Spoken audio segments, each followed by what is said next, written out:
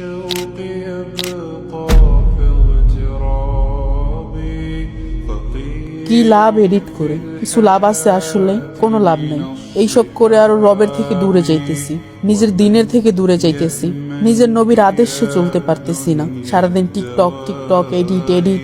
যেখানে মেয়েদের পর্দা করার হুকুম দেওয়া হয়েছে ওইখানে আমি একটা মেয়ের এডিট করতেছি। দিন শেষে কি হইতেছে, যতদিন পর্যন্ত এইগুলো অনলাইনে থাকবে বা আমার ভিডিও যদি প্রতি পার্সন একজন দেখে, ওই একজনে দেখে যতটা না হয় তার পাপ হবে, তার ভাগ থেকে আমাকে আরো বেশি পাপ দেওয়া হবে। আমার আমল নামায় এই পাপগুলা জড়ো হবে। কি লাভ যদি আমি মারাও যাই আজকে?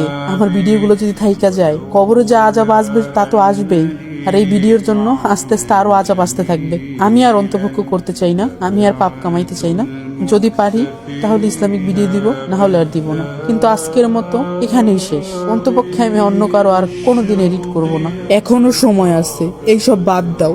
ইসলামের পথে ফিরে আসো, আল্লাহর পথে ফিরে আসো, নবীর আদেশে চলো। এডিট করার যদি ইচ্ছা হয় ইসলামিক কিছু করো। এই ইসলামিক ভিডিওর কারণে সব পাইবা, তোমার আমল নামায় কিছু হইলেও তো তোমার সব পাইবা। কিন্তু এখন যা করতেছো এতে কোনো সব হবে না, উল্টো আমাদের পাপই হইতেছে। আল্লাহর পথে ফিরে আসো, এখনো সময় আছে।